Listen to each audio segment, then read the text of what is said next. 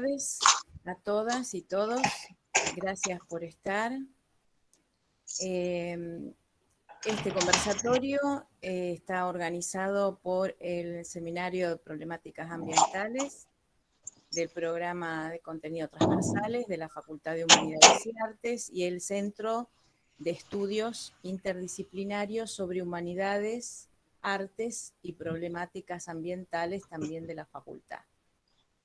Bueno, les contamos a quienes asisten por primera vez que este Centro de Estudios Interdisciplinarios se creó en el año 2019 en nuestra facultad porque vimos la necesidad de abocarnos a la reflexión, al estudio de problemáticas ambientales desde una mirada desde las humanidades, que creíamos y seguimos creyendo que es un aporte que es necesario y que es un aporte que hay que sumar al aporte desde otros saberes y otras disciplinas, poder ponernos en diálogo y en relación, aportando la perspectiva desde las humanidades, desde la antropología, la filosofía, la ética, el encuadre cultural, histórico, político, para complejizar el tema de las problemáticas ambientales y también pensando que en la facultad formamos profesionales, licenciados, investigadores, profesores, artistas, que necesariamente tenemos que estar todos comprometidos con estas cuestiones ambientales porque es una cuestión que urge reflexionar, tomar conciencia y también actuar, gestionar. Y bueno, y por eso el centro de estudio, como primera actividad, le planteó al decano de la facultad la posibilidad de realizar un seminario, el seminario que ahora estamos en la segunda cohorte. Virginia. Hola, bueno, en principio, bienvenidos y bienvenidas también a todos. Gracias por compartir también este espacio junto a Ana. Como comentaba Ana, a partir de la ideación también de este seminario que comenzó el año pasado, es que de alguna forma este ciclo de charlas y de conversatorios son una interfaz, ¿no? Como una plataforma, un disparador, pero que tiene que ver con todo un recorrido, ¿no? No es ni el principio del final de un proceso, sino que estamos en eso, ¿no? Estamos en ese proceso. El objetivo del seminario, como para contextualizar un poco también el por qué invitamos a Andrés y a Jorgelina para compartir con todos nosotros el día de hoy, es que, bueno, este seminario justamente tenía la idea de fortalecer las políticas ambientales dentro de las humanidades y también dado de que, bueno, con una mirada también de las ciencias sociales, pero como propósito el seminario lógicamente tiene a través de sus distintos trayectos y su propio recorrido, el plantear o discutir qué es y qué pensamos y cómo hacemos la educación ambiental, más que de una dimensión netamente pedagógica, a pesar que hay muchos docentes participantes desde el nivel inicial al universitario, así como activistas, investigadores o alumnos de la propia Facultad y Universidad Nacional de Rosario. Dicho esto, y dada la virtualidad a partir de la emergencia, que bueno, estamos todos enterados de ello, esta virtualidad también nos permitió que el seminario tomara otro color, digamos, dada su distribución geográfica, que nos ha permitido la virtualidad, la distribución geográfica de los participantes, de los alumnos y alumnas, y también de la diversidad, que es lo rico, lo enriquecedor cuando charlamos sobre todas las problemáticas, ¿no?, ambientales. Por lo tanto, también la idea es contar con una metodología que proponga digamos, aspectos que tengan que ver con otros movimientos que pueden aunar y apoyar mucho la educación ambiental, que son los movimientos de apertura, como la educación abierta, la ciencia ciudadana, gobierno abierto, etcétera, que son también recortes y apuestas y propuestas que vamos haciendo durante todo el recorrido del seminario, con una perspectiva siempre de un pensamiento crítico e interdisciplinario, ¿no? A partir de, bueno, del seminario es como les comentaba también Ana, y un poco al principio, es que sirva como plataforma para otros dispositivos, ¿no? También este seminario nos permitió presentar un proyecto en la plataforma de estudios ambientales de la Universidad Nacional de Rosario, una batería, digamos, que después seguramente se van a ir enterando de trayectos formativos, una especialización, una diplomatura, y ciertas prácticas, lo que nos interesa también, ciertas prácticas abiertas educativas, ¿no? Proponer que cómo también se produce el conocimiento, se accede a este conocimiento, y no como una simple, digamos, tendencia a la concientización, que eso también es un planteamiento que hacemos arduamente a la ley de educación ambiental integral, ¿no? que ha surgido hace poco. Y finalmente, como un último punto de contextualización también que nos interesaba bastante, es esta cuestión de que en este recorrido, tener en cuenta también los recorridos de las agendas emergentes que pueden plantear desafíos a cómo pensamos las problemáticas ambientales y en relación o en el marco de la educación ambiental, como puede ser todo el aspecto que proveniente de las agendas internacionales. Recordamos que, por ejemplo, también, digamos, la Universidad Nacional de Rosario ahora ha accedido a ser parte también de la Agenda 2030 de promulgar o fortalecer el ODS 13 de acción climática. Bueno, todo un recorrido de agendas internacionales como Escazú, las leyes nacionales y demás, que nos permiten también plantearnos, estar atentos, ¿no?, para lograr que no estar tan atrasados una vez que las promulgaciones se lleven a cabo. Es así que también las cuestiones que tienen que ver con los aspectos tecnológicos, el pensamiento crítico de la tecnología, nos parece sumamente importante, porque también eso manifiesta en un giro metodológico, epistemológico a estas problemáticas, y seguramente algo de ello van a comentar tanto Jorgelina como Andrés, ¿no? No sé si, Ana, querés comentar algo antes de poder presentarlos y comentarles de qué va este conversatorio.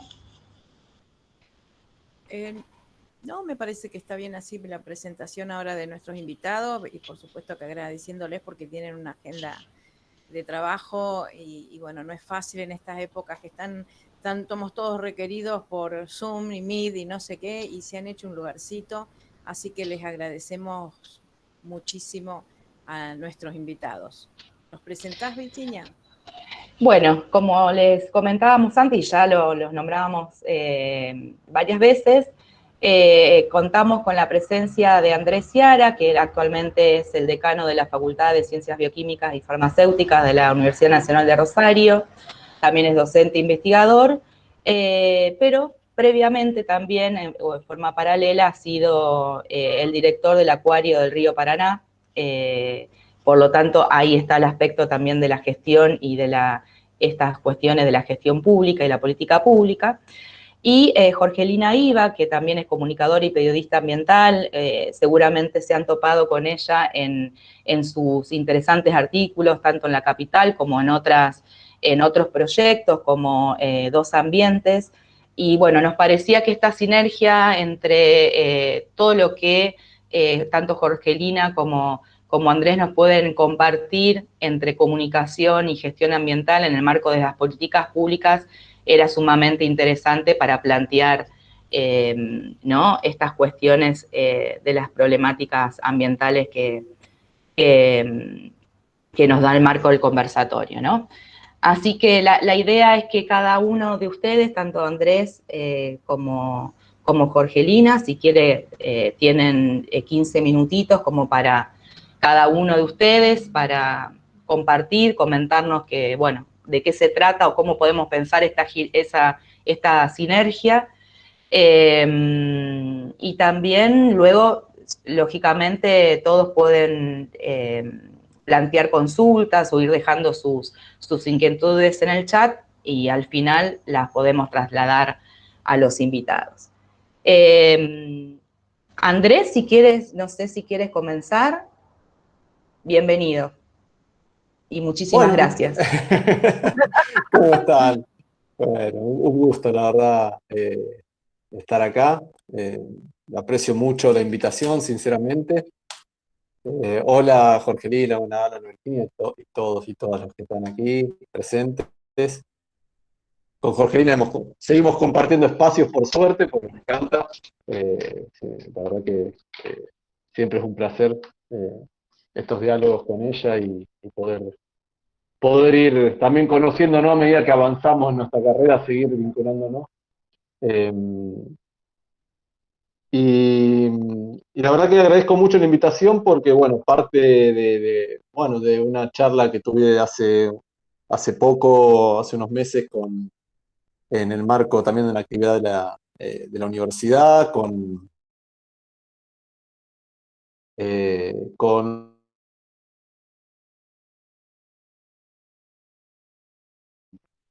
un pescador artesanal del río Paraná. Que bueno, ahora contaré un poco la historia también, pero bueno, en ese marco de ese diálogo, Ana me contacta y bueno, quedamos en este vínculo y realmente, bueno, de mi base de formación, que una base bien de ciencias duras, ¿no? Eh, pero que siempre intentamos tener una visión más integral del conocimiento, del desarrollo de nuestras tareas académicas, también políticas y de gestión. Eh, bueno, poder generar este vínculo me parece, digamos, muy significativo. Y luego, bueno, también coincidió que estamos presentando ambos carreras de especialización en la temática ambiental y bueno, pudimos compartirlas también a las temáticas y bueno, ver que, digamos, de nuestras formas de ver hasta el mundo, ¿no? Tan diferentes, pero bueno, que de alguna manera tenemos un cruce, eh, bueno, me enriquece mucho, mucho lo que hacemos. Así que, bueno, desde ahí, muchas gracias. Y la verdad que yo le decía a Ana, bueno, puedo hablar de lo que estamos haciendo en la facultad, ¿no? Pero desde el punto de vista de la acción de las políticas públicas, y sin incurrir en falsa modestia, puedo decir que el acuario es un caso de éxito, ¿no? En la implementación de políticas públicas para la conservación ambiental, para la educación ambiental, para la educación científica. Y realmente haber transitado ese proceso desde, desde la plena gestión embrionaria de ese proyecto, ha sido muy lindo, muy interesante, muy enriquecedor. Y me gusta compartirlo también, ¿no? Porque creo que hace bueno, que esa experiencia transmitirla y ojalá que pueda replicarse de otras maneras y con otras creatividades. Nosotros desde en el acuario lo empezamos a pensar en el grupo, de hecho en un grupo de investigación que yo pertenecía, que bueno, sigue perteneciendo, de la doctora Silvia Ranz, que ahora actualmente es la directora de investigación del acuario, que ahora se jubila, así que bueno, va a dejar de serlo por esa razón.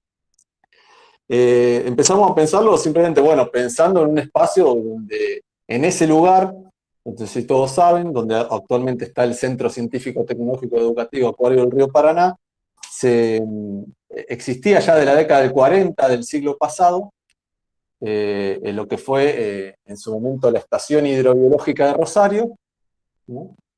Y luego, después de la dictadura militar, pasa a conocerse como Acuario de Rosario. Ese espacio en la década del 40 se gesta realmente como un lugar ya en ese momento muy de avanzada en lo conceptual, porque se crea a partir de la visión ya de la reducción de algunas poblaciones de peces, en particular por las represas que se habían hecho en el río Carcarañá. Ustedes saben que las represas impiden la migración de peces y entonces afectan mucho las poblaciones de diferentes especies. Y bueno, hubo donación de terreno, se crea la estación hidrobiológica, que incluso tuvo algunas menciones del Museo de La Plata sobre su trabajo, tuvo algunos informes publicados hasta cerca de la década del 70. Luego no hay mucha más información. En la dictadura militar hubo algunos cambios de manos ahí del espacio, que termina perteneciendo a la nación, pero manejado por la provincia de Santa Fe, el terreno de la nación manejado por la provincia de Santa Fe después en el reinicio de la democracia. Pero cuando el año 2000, 2004, 2005 ya no funcionaba ese espacio en la parte educativa, y bueno, pensábamos en el grupo nuestro que sería muy interesante tener ese espacio como lugar de desarrollo científico y educativo, ¿no? Cuando tuvimos algunos vínculos de trabajo ahí, cuando inicia la gobernación en ese momento de Hermes Wiener, le presentamos un proyecto de desarrollo muy previo a lo que se hizo después, pero que tenía que ver con la investigación, con la educación, con la producción, bueno, con eso en mano, el gobernador lo pasa al Acuario, a la órbita de la Secretaría de Estado de Ciencia y Tecnología de la provincia de Santa Fe. Bueno, tuvimos ahí, bueno, idas y vueltas con la idea del proyecto, y en el año 2010 hacemos en conjunto con la Secretaría de Estado, con David Estesiano, que es el secretario, y el equipo, un taller que vinculó ya en ese momento con la idea de aunar visiones para enriquecer el proyecto del Acuario. Y esto ahí me interesa frenar en lo conceptual, que creo que eso fue una de las claves bueno, tal vez de cómo se logró el proyecto, fue haber, de primer momento, de cómo se pensó el proyecto, haber juntado diferentes actores, desde agrupaciones ecologistas, talleres ecologistas, quienes en ese momento después formaron el Paraná No Se Toca, científicos del Museo de La Plata, científicos de la Universidad de Rosario, pescadores, ya en ese momento ahí se había sumado Julián y otro grupo de pescadores, productores ictícolas, en ese taller donde surgieron un montón de ideas y procesos. Y eso también nos generó la necesidad y la visión de saber que el Acuario debía ser posible tener un espacio con la pretensión que teníamos de abarcar las diferentes visiones, cerrándolo a un único, conceptualmente en una única dimensión. Y eso, bueno, generó realmente ese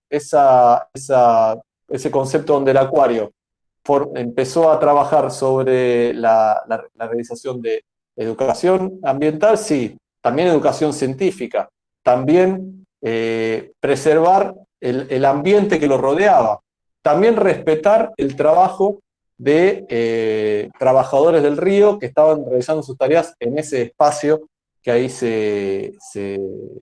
que se iba a ocupar en el terreno del Acuario, ¿no? O sea, es como que el Estado llegaba y esos pescadores decían, bueno, ¿y ahora qué hacemos nosotros acá, no? Sino al revés, digamos, darles poder en ese vínculo con los trabajadores del río, que también son quienes tienen amplísimos conocimientos empíricos sobre el río Paraná y su riqueza, que generar ese vínculo. Y de hecho, ese vínculo con pescadores fue una de las claves también de todo el proceso que llevó después a la muestra de especies y a toda la educación ambiental que se lleva adelante. También preservar lo arquitectónico, el paisaje, ¿no?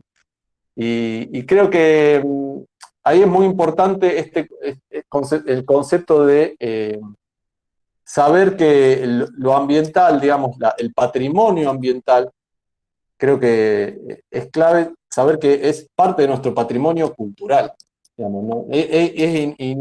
Nuestro ambiente, nosotros formamos parte del ambiente, y por lo tanto el ser humano también lo moldea y lo hace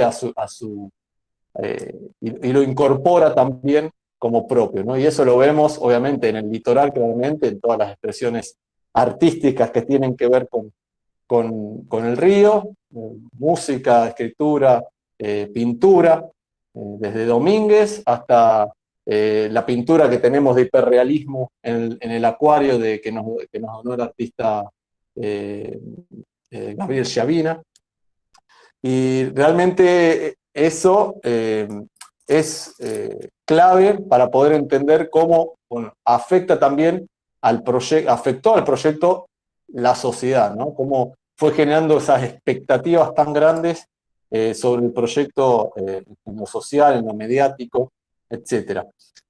¿Y qué significa tener un acuario, digamos, como conceptualmente? Significa un espacio que, digamos, si bien zoológicos o acuarios, no sabemos que han tenido mala imagen en mucho tiempo porque, bueno, tienen animales, plantean cuestiones de bioética también, por qué se tienen animales en un espacio, etcétera. Eso es ineludible también. Pero también se han ganado una mala imagen, ¿no? Muchos zoológicos, mucho acuario en la historia, sobre todo los viejos zoológicos victorianos, como teníamos en la ciudad de Rosario, donde los animales están en condiciones paupérrimas. Pero luego los conceptos del final del siglo XX, siglo XXI de acuarios son lugares dedicados a la conservación, a la educación ambiental, a la preservación de la cultura, etc. Y bueno, con esa idea de espacio fue que también desarrollamos con esa base de trabajo. Nosotros pensemos que en el mundo 700 millones de personas visitan zoológicos y acuarios por año. Es decir, esto previo a la pandemia, ¿no? Es decir, que 1/10 de la población anualmente visita estos espacios. Imaginémonos qué oportunidad tenemos para poder generar conciencia ambiental, para poder generar educación ambiental, científica, para poder vincular y generar un vínculo de la gente con la naturaleza diferente. ¿Y por qué es importante tener eso? Porque no pueden 700 millones de personas al año ir al ambiente natural y vivirlo y tener un contacto con la naturaleza. Es imposible desde lo operativo, sería dañino para la naturaleza que eso ocurra. Y hay mucha gente que no tiene la capacidad ni siquiera de acceder a los espacios naturales, ¿no? Nosotros tenemos la suerte de tener uno acá enfrente, tan maravilloso y también que con tantos problemas para poder entender lo que significa ese ambiente natural desde los beneficios que nos brindan directos hasta los no tangibles, ¿no? Como simplemente pensar en el derecho al paisaje, ¿no? El derecho a poder disfrutar un ambiente no contaminado por el hombre, por lo menos desde lo más elemental, ¿no? Desde tener una cartelería o una edificación que no corresponde al espacio, una cartelería de propaganda, o fiestas electrónicas. Y bueno, eso un poco fue el marco en el que armamos un acuario donde, para no alargar demasiado, porque puedo estar mucho hablando de esto, donde, bueno, en el espacio en sí nosotros tenemos todo un parque autóctono de 2 hectáreas que recrea las 4 ecorregiones de la provincia de Santa Fe con más de 60 árboles y especies arbóreas nativas. La verdad que invito a que lo visiten porque realmente hoy está como lo imaginamos en ese momento, vergel verde realmente de insectos, también aves, etc. Donde el recorrido educativo se iniciaba en ese parque, ¿no? Mirando el río, mirando la naturaleza, mirando la laguna. No empezaba entrando a ver una pecera, un pez sin contexto, ¿no? Empezaba haciendo una interpretación ambiental de ese ambiente natural que estábamos observando, y también en un diálogo con el visitante, donde se invitaba también a que nos brinde qué sabían, qué tenían en su mente sobre el río Paraná. Había chicos que jamás habían visto el río, que venían por ahí de otra zona, hasta gente con pescadores que te venían incluso a probar a ver cuánto sabían los guías, ¿no? Luego, el primer ingreso al acuario, se ven los laboratorios como primeras peceras. En realidad están los investigadores, investigadoras trabajando, y ahí se aprovecha para hablar de investigación, de la importancia, del conocimiento científico, un poco de nuestra forma, ¿no? En los laboratorios, pero también en contacto directo con la naturaleza, con las muestras, con los pescadores. Y luego se accedía a la sala de muestra, con 10 peceras representando ya ambientes, con sus especies, con su dinámica, con sus cuidados, con sus acuaristas, y sus actividades interactivas, ¿no? Y en ese proceso quería destacar, además en esta cuestión de la diversidad en el diálogo que nombraron, que nosotros, quienes eran los guías en el proyecto, hoy ya, además, bueno, vino la pandemia y todo el día, no se están realizando ese tipo de visitas, pero en ese momento nosotros formábamos jóvenes en 3 meses de capacitación, que no venían con conocimientos previos muchos ni de ciencias biológicas ni del río Paraná, sino que eran absoluta diversidad de vida en quienes accedían a ser guías del acuario, obviamente con una selección, con una formación, pero que en la selección priorizamos la diversidad, ¿no? Desde estudiantes de, posiblemente, humanidades, de algún arquitecto, algún ingeniero, algún licenciado en ciencias biológicas, hasta una hija de pescador. Digamos, esa era la diversidad que nosotros teníamos como guía del acuario, que hacía que cada visita no tenga un guión único, sino que cada visita sea única y le den impronta de esa persona. Creo que eso fue una riqueza muy importante, también con unos desafíos muy grandes, porque, bueno, el manejo de tantas jóvenes con un equipo escaso no siempre era fácil, pero creo que fue muy, muy satisfactorio haber, bueno, vivido eso, y también pensando que esos jóvenes que se formaban en ese momento no eran solamente una formación como guía, sino que estaban formando, enriqueciéndose ellos mismos para, cuando dejaran de ser guías, incorporar todo eso a su próxima vida profesional, o lo que definieran de hacer en el futuro. Así que creo que eso también fue muy, muy positivo en la experiencia del acuario.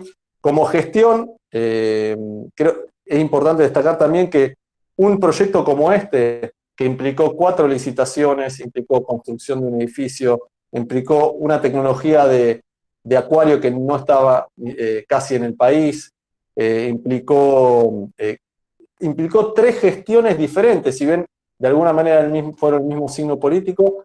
3 gestiones diferentes, no es fácil ir uniéndolas y trabajándolas una a otra. Así que un simple proyecto como este requiere de 10 años de trabajo, de planificación, de desarrollo, y de que quienes tienen el poder de decisión en la generación de políticas públicas sigan apostando y sigan convencidos. Tienen que ser proyectos que realmente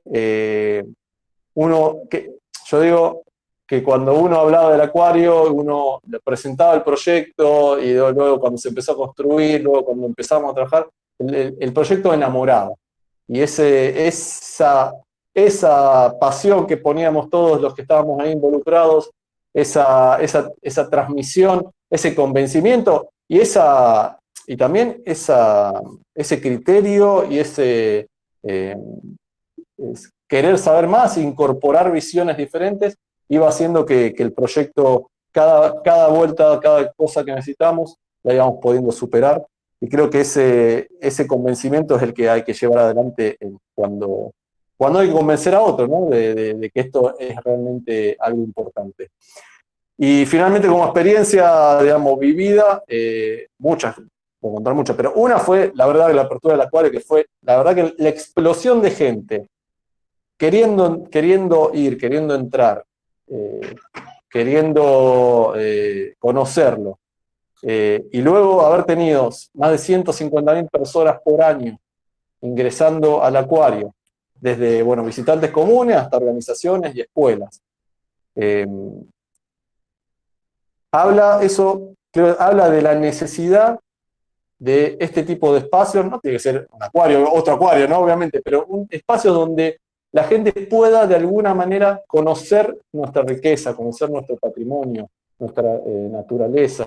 Creo que fue clarísimo que hay una necesidad insatisfecha de este tipo de espacios. Y eso fue muy significativo. Y otra fue la generación de propuestas que iban surgiendo a medida que el acuario se desarrollaba, y hay muchísimas, desde las cuestiones de investigación que fuimos mutando cada vez más hacia lo ambiental. De hecho, somos parte del Observatorio Ambiental de la Universidad, estamos desarrollando todo el monitoreo ambiental por las quemas en las islas, que en su momento, al inicio de nuestra tarea de investigación, no lo teníamos en nuestro eje. Pero sí, y otro de los grandes ejemplos, creo, de esta interacción fue el del Más Río Menos Basura, que fue un proyecto donde empezamos de a poquito, con Clara Mitchell, con Ceci Coaglino, con mucha gente de taller ecologista, de un montón de lugares, a decir, bueno, vamos a convocar a la gente a juntar basura en el río, traerla, investigar qué basura es, por qué se genera, quién la tira, y eso hizo que a los 3 años toda la costa, desde San Lorenzo hasta Rosario, con gente recolectando, trayendo y concientizando, que es lo más importante, ¿no? Porque juntando 10 toneladas de basura no solucionamos el problema, pero sí concientizamos muchísima gente. Así que creo que eso son un poco, para dar una síntesis y no extender más ese recorrido y esta interacción que tuvimos como política pública en el acuario, que bueno, si después puedo seguir hablando, no quiero seguir, contaré un poco más de lo que hacemos en la facu. Pero bueno, dejo acá y seguro tendremos algunas palabras más, si me dan la oportunidad. Sí, después cuando abrimos a las preguntas y a las reflexiones. Jorgelina, ¿estás por ahí? Acá sí, claro, acá estoy. Gracias y adelante. No, por favor, muchísimas gracias por la invitación a ustedes. Me sumo también a lo que decía Andrés, un gusto compartir otra actividad con vos, Andrés, e ir viéndonos y encontrándonos en diferentes instancias a lo largo de los años, pero siempre unidos, creo, por la preocupación y el cariño por nuestro entorno, nuestra naturaleza. Gracias, en serio. Bueno, varios comentarios que tenía, o ideas que venía pensando de antes, y varias otras se me fueron ocurriendo mientras hablaban ustedes, Ana y Virginia, y también mientras hablaba Andrés. Así que bueno, lo vamos a hacer un poco dinámico y coyuntural, porque no me puedo salir de mi piel de periodista, y lo que me lleva y me guía en general es, bueno, un poco lo actual, la agenda. Primero, es realmente muy valioso que venga desde Humanidades, en este caso, una invitación, una propuesta para pensar temas ambientales. Yo creo sinceramente que la agenda ambiental, por tomar de vuelta un término periodístico, es la gran agenda de este tiempo, la gran agenda del siglo. Hay un montón de cuestiones recientes que nos atravesaron y nos atraviesan que pienso que nos vuelven a llevar a la necesidad de repensar nuestros vínculos con el entorno, con la naturaleza, nuestro propio lugar como animales humanos dentro de un sistema mucho más complejo y grande que por suerte es el que nos cobija, ¿no? En ese sentido, hablar de enfoques transdisciplinares, hablar de enfoques desde diferentes facultades, me parece que es pero impostergable, y ojalá ocurra lo mismo en las facultades de economía, en las facultades de ingeniería, de arquitectura, de trabajo social, de letras, de medicina. Bueno, yo creo, así como estoy convencida que casi cualquier noticia de actualidad debería tener alguna lupa o algún foco ambiental, me parece que también las formaciones en muy diferentes disciplinas hoy tienen que más que nunca estar abiertos a las cuestiones ambientales porque están metidas en todos lados. En ese sentido me parece buenísima la iniciativa esta de abrir, de cruzar, de amplificar el diálogo y las conversaciones, ¿no?, en torno a estos temas. Lo decíamos, lo decía Virginia, bueno, estamos atravesados por una pandemia, seguimos atravesados por una pandemia, que es un fenómeno completamente socioambiental. Ahí me parece que hay también por ahí una idea interesante para aferrarnos o para pensar. Cuando hablamos de temas ambientales, hablamos sin duda de temas sociales.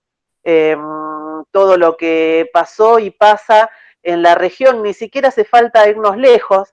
Y ese, bueno, es otra por ahí de las insistencias y por eso valoro, y lo hemos hablado con Andrés mucho en su momento, todo lo que fue y sigue siendo la experiencia del acuario como lugar de generación de conocimiento, ¿no? Local. Me parece que no hace falta irnos a lo que ocurre en los polos, en la Amazonia o en el Cuerno de África para hablar de problemáticas socioambientales. Tenemos nuestra propia agenda muy cerca nuestro, todo lo que pasó el año pasado y sigue pasando con la crisis de las quemas, me parece que puede ser visto también como una especie tal vez de momento bisagra respecto a la relación, sobre todo los habitantes de Rosario, ¿no? Con el río, con el paisaje, con la isla, como le dijimos durante muchísimos años, creo, todos los que vivimos en Rosario, término que desde hace unos años empezó a mutar y me parece que está bueno, por humedal, todos aprendiendo un poco que el ecosistema al cual estamos acostumbrados es un ecosistema con sus particularidades. Y creo que a raíz de la crisis de las quemas y del humo, sobre todo de la contaminación que padecimos durante largas semanas en la ciudad de Rosario y en muchas otras ciudades costeras santafesinas y entrerrianas el año pasado, el tema nos vino como a explotar en la cara, ¿no? Aquel que no había descubierto el paisaje que tenía enfrente, bueno, lo recibió como con la urgencia de casi de una trompada. Mirá, esto es el ambiente que nos rodea, es el ambiente que nos define, es el ecosistema que nos provee, como dijo Andrés, de servicios ecosistémicos básicos, entre los cuales está el agua, entre los cuales está el oxígeno, y están problemas, y lo estamos notando aún quienes vivimos en la ciudad. Y creo que de alguna manera, y a lo mejor es paradójico, contradictorio, porque fue a través de me parece, la peor crisis socioambiental que atravesamos, por lo menos en la historia contemporánea en Rosario, que muchísimos de los habitantes de esta ciudad descubrieron de alguna manera que había un territorio natural enfrente que iba más allá de un parador, de las lanchas o de la playa, y que si ese territorio, ese ecosistema, no estaba en buen estado de salud, no había salud humana posible. Fue a lo mejor un poco traumático el aprendizaje, pero yo creo y espero que nos haya servido a todos para eso, para no olvidar que no hay salud, a ver, este concepto del cual se está hablando ahora de una sola salud, ¿no? La salud humana, y la pandemia nos reforzó también en ese sentido, está relacionada con la salud del ambiente, no va a haber una sin la otra. Nosotros lo atravesamos, insisto, lo vimos de primera mano y en primera persona, en tiempo real, de manera instantánea, aquí viviendo en esta ciudad durante el año pasado, con esta doble crisis de la pandemia y de la quema del humedal.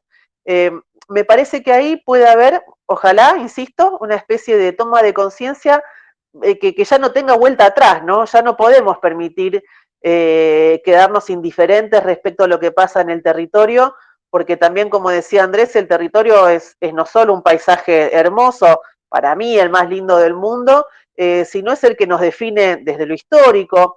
Hace pocos días festejamos el Día de la Bandera. Bueno, a mí me encanta recordar que la bandera se creó en el río Paraná, con una batería de artillería de este lado de la barranca y la otra batería del lado de la isla.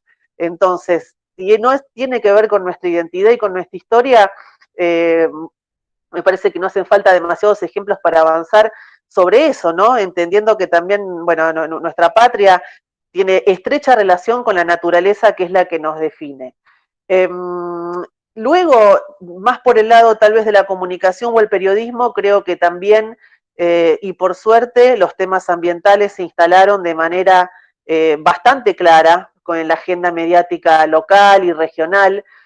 Creo también que es algo que ya no tiene vuelta atrás, es algo a lo mejor sobre lo cual todavía hay que trabajar, y yo en todo caso a lo mejor acentúo ahí la necesidad de educación en el sentido de información, en el sentido de interesarse y tener curiosidad para conocer lo que nos rodea, ¿no?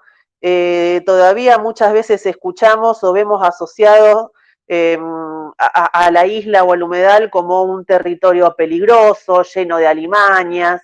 Si aparece una víbora muchas veces se presenta como un peligro. El pastizal es presentado como un lugar lleno de basura y mosquitos que nos van a meter de lleno en el dengue. Muchísimas veces, demasiadas veces, se ilustra, por ejemplo, noticias del dengue con una persona fumigando. Andrés seguramente lo sabe mejor que yo, pero no es el método indicado para luchar contra el mosquito de dengue, que no es un mosquito que nace y se cría en la isla, ni en un bañado, ni en el pantano, sino que es un mosquito absolutamente ligado a nuestras formas de vida urbana y a nuestra basura plástica, ¿no? Entonces, ahí a lo mejor falta un trabajo también que seguramente llevará tiempo de conocer lo propio, de valorar lo propio, de dejar de asociar esto, la isla, el río, con una zona barrosa, peligrosa, llena de bichos y llena de yuyos y llena de insectos, y a lo mejor también es parte del trabajo que nos toca como periodistas o comunicadores, poner claridad en eso. Pienso que puede ser una faceta también de educación en el sentido de la divulgación, ¿no? De informar y de compartir informaciones que sean correctas, citando fuentes que sean las que saben, insistiendo, y vuelvo al ejemplo del acuario, en todos aquellos actores que generan conocimiento local. Yo creo que la UNR ha hecho un giro muy positivo y muy marcado en los últimos años en torno a la apropiación de una agenda ambiental local, que me parece clave. De vuelta, vivimos frente a uno de los humedales realmente más importantes y ricos y de mayor biodiversidad del mundo. Estamos en un lugar geográfico que yo considero que es muy privilegiado. Además, la propia ciudad de Rosario, ¿no? En la confluencia de varios ecosistemas, como el ecosistema del pastizal pampeano, el ecosistema del espinal, el ecosistema del humedal, todo lo que las propias barrancas del río tienen como naturaleza propia, y creo que ahí hay un camino todavía abierto que falta recorrer en buena medida. Realmente sentirnos más identificados con el paisaje, generar mucho más conocimiento local. Ojalá podamos tener también una reserva ecológica urbana accesible. Tenemos el legado de Elliot en la isla y fue un paso adelante enorme, pero no deja de ser un lugar de difícil acceso. Ahora hace 2 años que no se puede ir porque por la bajante del río. Imagino tal vez el Parque Regional Sur, ahí donde también Villa Gobernador Galvez tiene su reserva, es una especie de pulmón natural todavía bastante escaso y raro en la zona del sur de Santa Fe, que es una zona absolutamente modificada por los usos productivos desde hace siglos, ¿no? Estamos en la región, una de las regiones más ricas del país en cuanto a su aptitud agrícola. Bueno, creo que tenemos de vuelta todo un camino de autoeducarnos y pensar que vivimos en un lugar, en una ciudad, ubicado en un entorno geográfico que nos permite disfrutar de una gigantesca biodiversidad. Biodiversidad de aves, de fauna, de vegetación, de insectos, de peces, y el acuario acá también voy a rescatar el trabajo que hizo, porque viene a mostrarnos estos habitantes medios invisibles del río, ¿no? El río es marrón, es opaco, tiene ese caudal con gran cantidad de sedimentos y nunca vemos lo que hay abajo. y a veces nos llevamos una sorpresa cuando vemos cómo son los peces que habitan el río. Allí la ventana que permite el acuario de acercarse a esa fauna ictícola que tenemos me parece que es muy valiosa. Así que eso es un poco lo que me imaginé como charla, como conversación. Me parece que podemos pensar a la educación en un sentido amplio que incluya todo esto de vuelta, generar conocimiento local, difundir conocimiento local, divulgarlo, acercarnos al paisaje, dejar de verlo como algo peligroso o amenazante y empezar a sentirnos realmente parte del mismo y de vuelta en relación al ancla, digamos, de noticia que significó la bajante, que significa la bajante y que significaron las quemas, entender y no alejarnos de esta idea de que la salud del ambiente tiene que ver con la salud humana y viceversa, que no va a haber una sin la otra, que el sistema, que el delta, que la isla es un ecosistema productivo en sí mismo, no hace falta necesariamente que haya ni una vaca, ni un barco de pesca industrial, ni una ruta para volvernos más productivos, es productivo ya por lo que nos brinda. Así que, bueno, esa es un poco la idea o el encadenamiento de pensamientos que había tenido preparado y que luego se me fueron modificando a medida que los escuchaba a ustedes y también a Andrés, y por supuesto abierta a seguir conversando con aquel que lo desee. Muchas gracias, Jorgelina. Bueno, vamos viendo, Virginia, si querés vemos en el chat algunas cuestiones y preguntas. Yo creo que, bueno, es muy interesante lo que nuestros invitados han planteado. Me parece que queda muy en evidencia cómo cuando hablamos de cuestiones ambientales es necesaria una mirada amplia, una incorporación de distintos actores, un diálogo de saberes, como dice el epistemólogo Enrique Leff, ¿no? Muchas veces y durante muchos años, y diríamos siglos, las ciencias y los saberes transitaron caminos separados, aislados, y creo que las problemáticas ambientales nos ponen frente a la evidencia que necesitamos un diálogo entre los saberes, las distintas ciencias, los saberes y las prácticas también, ¿no? Y la ciudadanía y la participación. Entonces me parece que siempre hay que tener este sentido de amplitud, porque si no vamos a correr el mismo riesgo y vamos a caer en los mismos errores que se vienen instalando en el discurso científico desde hace muchos siglos, ¿no? Y esto que ustedes marcaban de la cuestión cultural, ¿no? ¿Cómo es necesario instalar una cuestión cultural? Porque es necesario un cambio cultural, un cambio de registro de la relación que tenemos con la naturaleza, porque no somos dueños y señores, sino que somos parte. Con lo cual, me parece a mí que todas estas cuestiones que tienen que ver con la gestión pública están fuertemente marcadas por una cuestión ética, ¿no? ¿Qué cuestiones éticas nos llevan a tener determinada postura frente a lo ambiental, determinado pensamiento crítico, ¿no? Así que bueno, creo que esto, todos ustedes que han dicho, me parece que han puesto en evidencia lo necesario de la participación y de la ciudadanía. Nosotros ahora estamos en el ámbito, bueno, de la universidad y me parece importante y saludo a todos aquellos que les interesa dentro de la universidad las cuestiones ambientales, también dentro de los sindicatos, AMSAFE y COAT, tienen secretarías que tienen que ver con el ambiente, hay un grupo de sindicatos unidos por el ambiente, es decir, trabajadores, estudiantes, profesionales, sindicalismo, ciudadanía en general, creo que ahí va a estar la gran salida, creo yo, la gran esperanza, ¿no? Perfecto, Ana. Y sí, bueno, es un resumen de todo lo charlado, ¿no? Por Jorgelina también y Andrés.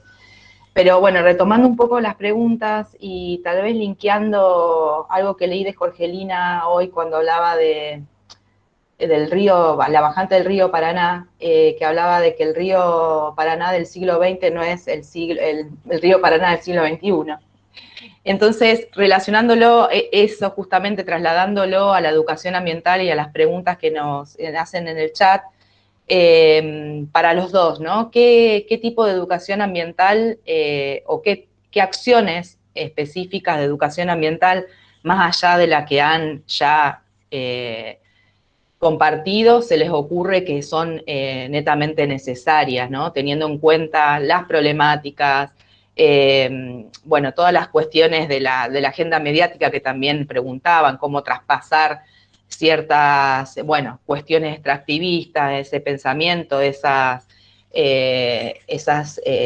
tareas que, bueno, persisten, ¿no? También en la cuestión ambiental, en los paradigmas. Entonces, ¿qué educación del siglo actual, la coyuntura, podemos pensar? Bueno, Andrés, si querés empiezo. No Dale, empezá vos. soy para nada especialista ni tengo ninguna herramienta en realidad para pensar en pedagogías o en cuestiones curriculares. Yo lo que se me ocurre y lo que al menos he experimentado es que no solo en chicos, sino también en grandes, a mi juicio, lo que mejor funciona para aprender y aprehender un territorio es el contacto directo. Desde un avistaje de aves, desde un recorrido en lancha, desde un paseo por la isla, desde poder pasar a lo mejor una mañana o una tarde en la playa de la Florida. Digo, tampoco a veces hace falta cosas eh, demasiado sofisticadas, ¿no? De vuelta, tenemos el paisaje nosotros al alcance de la mano. Las veces que pude ir al legado de Elliot, que es la reserva municipal que tiene Rosario en la isla, acompañando las visitas guiadas que se hacían desde la municipalidad hace 2-3 años atrás, fueron muy reveladoras porque, bueno, yo fui como periodista y a cubrir el evento y yo ya había ido un montón de veces, digamos, a la isla, pero las visitas estaban abiertas a cualquier vecino que se anotara y varias veces pude conversar con gente que era la primera vez que estaba en la isla, que, más allá de lo que podía ver desde esta orilla, ¿no? Realmente en el medio de la isla. Y estaba maravillada y había descubierto un mundo. Y puede sonar un poco cursi u obvio, pero realmente lo que no se conoce es muy difícil que se pueda querer y lo que no se quiere o se le tiene cariño y aprecio es difícil que después pueda ser cuidado, ¿no? Así que yo creo que la experiencia directa, el contacto directo, de vuelta, desde ir a lo mejor una mañana, uno de mis hijos tuvo una maestra fantástica en 5º grado que lo llevó a ver el amanecer al río. Bueno, como vivo en Alberdi, vivimos cerca del río. Y mi hijo no se olvidó más dónde está el este y por dónde sale el sol. Y qué punto cardinal significa el río en la ciudad de Rosario. No era muy difícil, no costó un peso. Fuimos caminando desde la escuela con algunas madres que acompañamos al grado. Hacía muchísimo frío, los chicos estaban recontra contentos, las maestras también, y de vuelta, fue una lección de geografía práctica, corta, accesible y con lo que tenemos a mano. Yo creo que, no sé si es del siglo XXI o del siglo XX o del siglo XIX, pero creo que volver a ese contacto estrecho con la naturaleza, me parece que aquel que tiene un contacto directo con la naturaleza, sea de la forma que sea, no se lo olvida más y puede empezar a desarrollar una sensibilidad importante que seguramente después se va a traducir en la necesidad también de multiplicar los cuidados de ese territorio. Andrés, algún comentario relacionado a esa pregunta?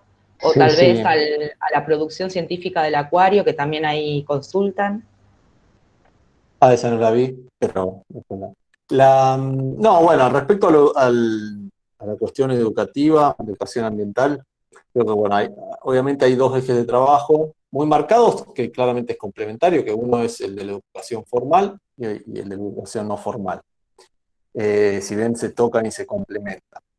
Un poco lo que hablaba eh, Jorgelina, todo lo que hace a la educación no formal, es absolutamente enriquecedor y transforma claramente a quien lo puede tener una experiencia de ese tipo.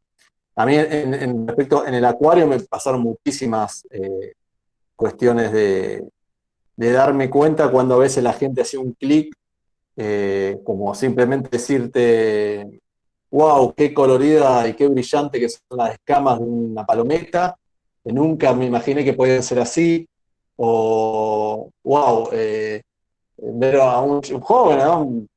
Te diría más cerca de los 20 que de los 15, es decir, esta es la primera vez que veo un surubí nadando, siempre lo vi en la parrilla. Eh, y maravillado, digamos, como, digamos, sobre eso, ¿no?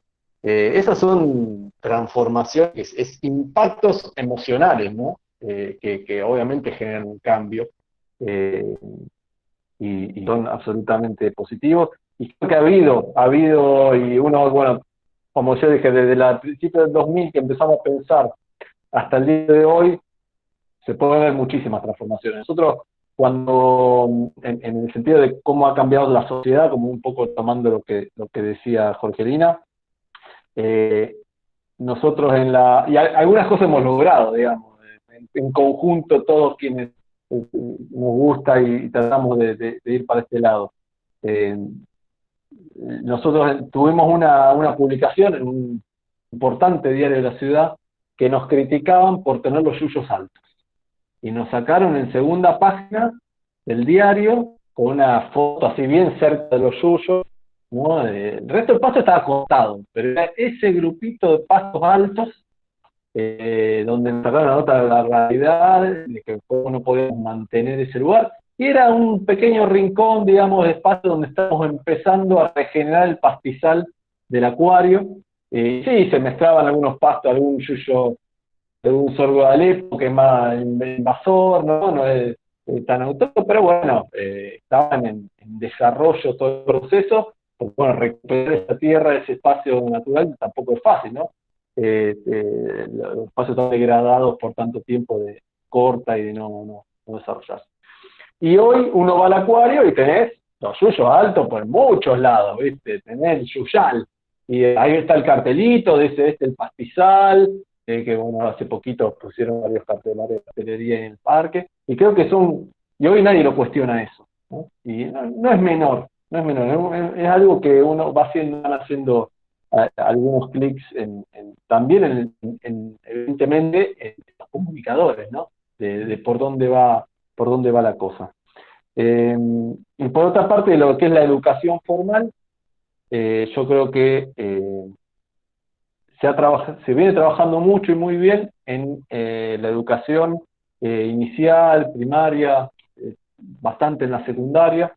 Yo creo que la educación universitaria hoy ha crecido mucho el interés por la problemática ambiental desde los grupos de investigación, los grupos de docentes, pero nos falta todavía generar esa curricularización de lo ambiental, ¿no? Que esté integrado desde la planificación de los diferentes espacios curriculares en la educación terciaria y universitaria. Creo que ese es un paso que estamos dando, que tenemos que avanzar, que muchos han dado estas carreras que nombramos, ¿no? 2 carreras de especialización, creo que son parte de ese desarrollo y tiene que ver con juntar ya muchísimas capacidades, muchísimos saberes que se fueron generando por intereses tal vez aislados en su momento, pero que hoy los podemos integrar en carreras de especialización. Creo que no es algo menor y evidentemente eso permea sobre otras estructuras académicas, pero creo que desde los que somos responsables institucionalmente tenemos que dar pasos firmes en esta idea. Y bueno, la ley de educación ambiental a nivel nacional, y ahora hay algunas leyes a nivel provincial también, creo que nos tienen que impulsar a avanzar con esto, porque, como pusieron por ahí, ¿qué pasa, digamos, con el modelo extractivista? ¿Qué pasa? Tenemos ley de bosques y somos uno de los países con más deforestación en el mundo a nivel de nuestro nuestro territorio, de lo poco que nos va quedando más o menos preservado. No podemos sacar la ley de humedales. Tenemos un proyecto de PIECAS, que es un proyecto integral ambiental sobre los humedales, que abarca varias provincias y nunca se pudo hacer efectivo. Entonces ahí evidentemente lo que falta es la decisión política, ¿no? de avanzar en eso. Tenemos las quemas y no podemos establecer un protocolo y un sistema para mitigarlas. Creo que son muchos puntos que, si bien hay avances, todavía falta la concepción de que esto es importante a nivel político, ¿no? Y entonces esta militancia a nivel ya me fui, ¿no? Pero creo que la militancia ambiental hoy es una militancia netamente política, ¿no? De que tiene que tener ese impacto a escala de quienes tienen que tomar las definiciones. Y bueno, saber que hoy la crisis ambiental, como ya como se ha dicho en otros espacios, la crisis ambiental es una crisis de civilización. Hoy la civilización está en riesgo por esta crisis, y entonces si no tomamos las acciones adecuadas, quien tenga responsabilidad, bueno, ponemos en riesgo nuestra propia supervivencia.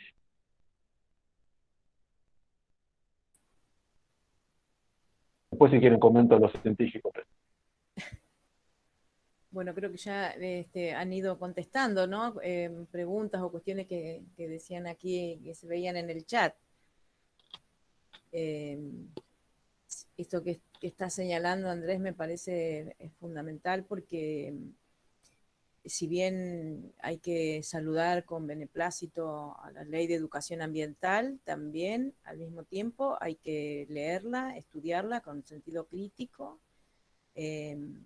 También pedir que haya coherencia entre las decisiones políticas que se toman en cuanto a esto que vos decías de los humedales, o el tema del río Paraná, su navegabilidad, ¿no? Como hecho de soberanía política, soberanía alimentaria y justicia ambiental. Es decir, que hay que estar atento también a lo que va pasando en el día a día, lo que van decidiendo, lo que se va o bien saliendo como leyes del Congreso, o bien que no salen, como esto de humedales, que hace cuántos años que venimos pidiendo, ¿no? Por la ley de humedales. Y me parece que en este sentido yo creo que fue muy emocionante el año pasado ver la movilización de tantos jóvenes, cuando iban al puente, cuando reclamando por las cuestiones ambientales, concretamente, bueno, por los humedales, pero la participación de jóvenes y del activismo y la necesaria confluencia y articulación entre quienes están en el activismo y quienes están en la academia o quienes estamos en la universidad, ¿no? Como que en realidad, bueno, de qué modo aunar esfuerzos para tener una verdadera participación y que se nos escuche, digamos, como ciudadanos, ¿no? Como ciudadanos, como trabajadores, como universitarios, como etcétera. Así que me parece que, bueno, tenemos una responsabilidad quienes estamos en la universidad, ¿no? Que es insoslayable. Y bueno, y creo que hay ganas de afrontar esta responsabilidad, que eso me parece muy interesante.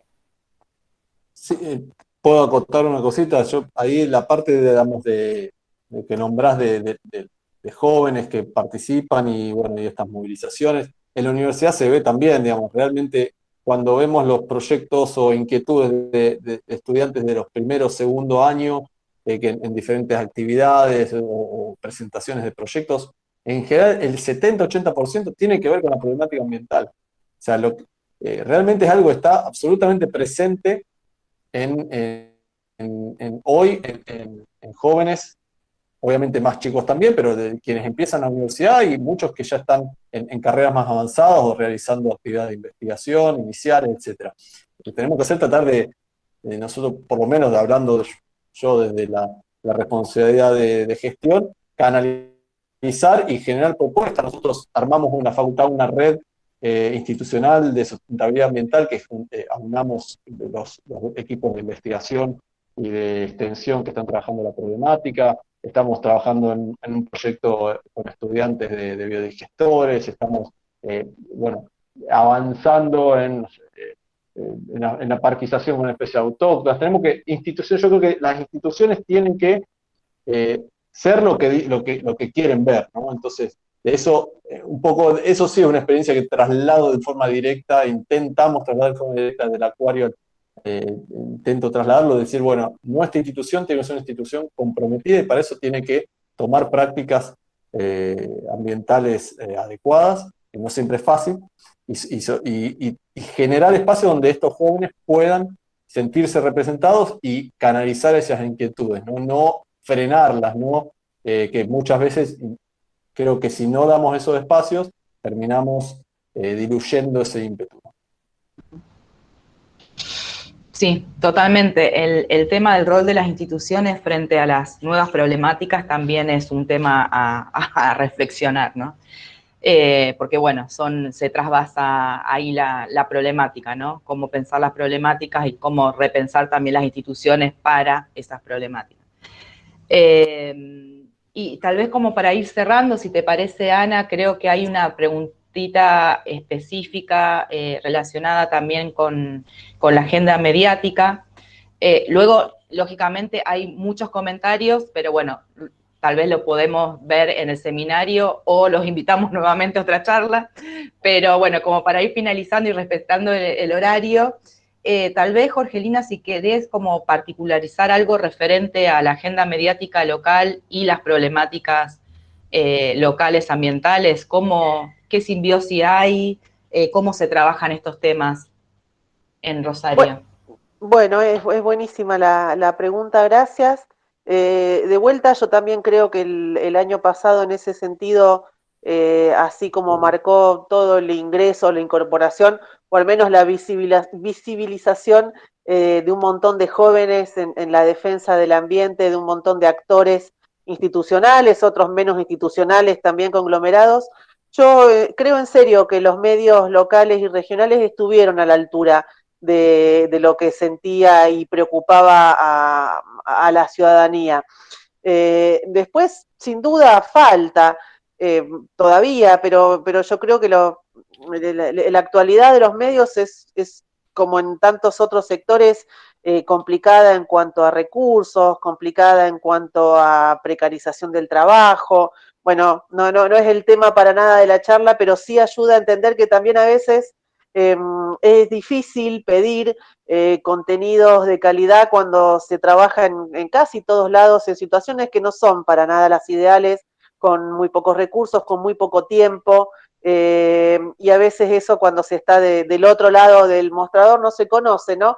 No es que me quiera poner corporativa, pero un poco me voy a poner corporativa también, para, para decir que a veces no son las condiciones ideales de trabajo.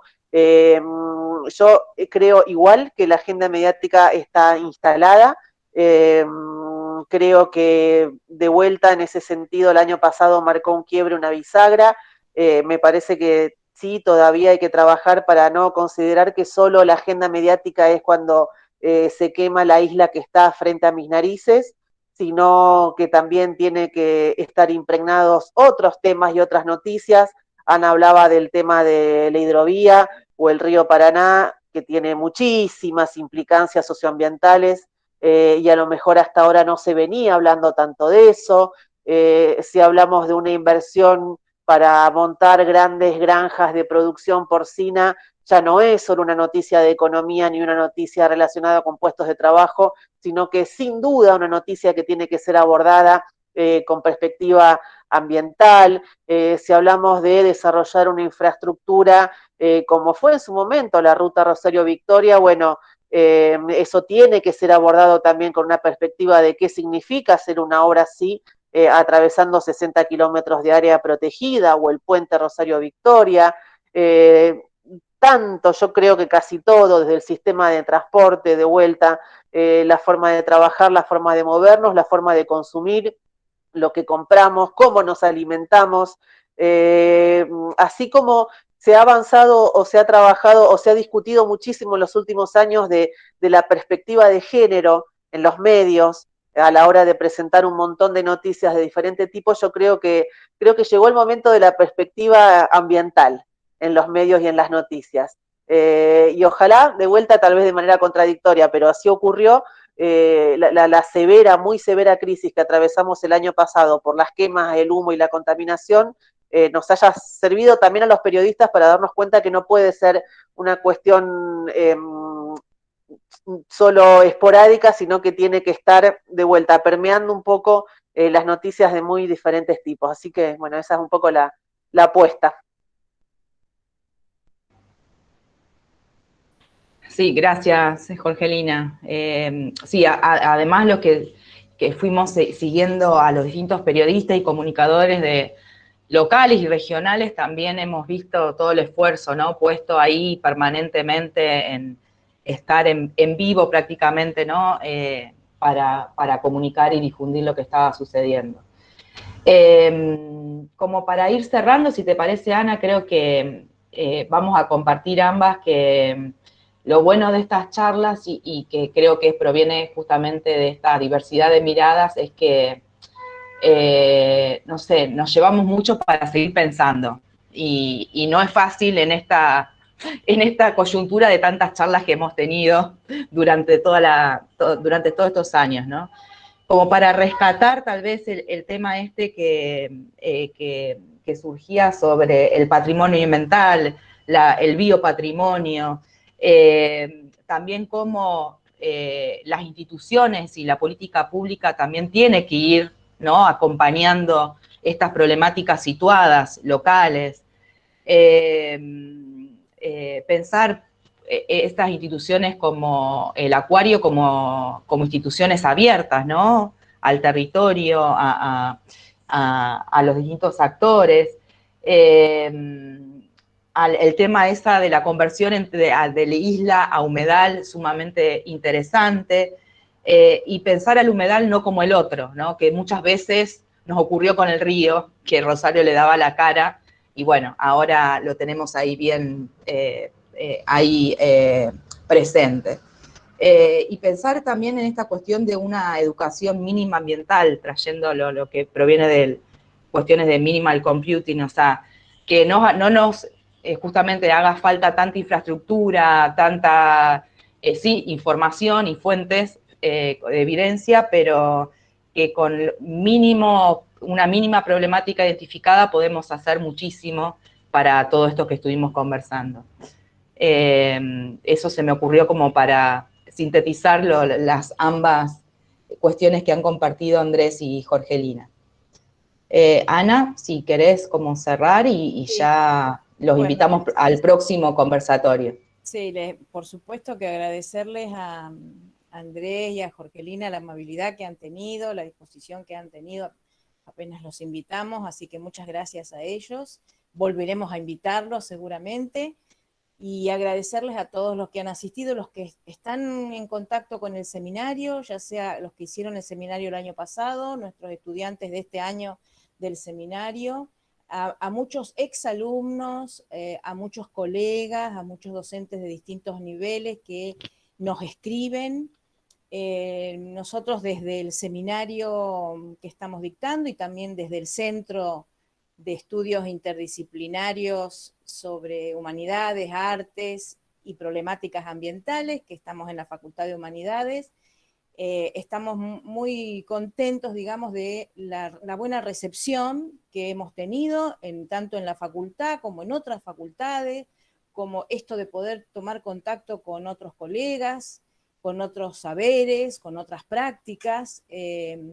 Creemos que estamos empezando a transitar un camino que creo que es muy alentador de ver de qué manera las humanidades colaboran para las problemáticas ambientales. Tienen una mirada, tienen una perspectiva, tienen que hacer un aporte, pero siempre el aporte con el diálogo de saberes de otras disciplinas.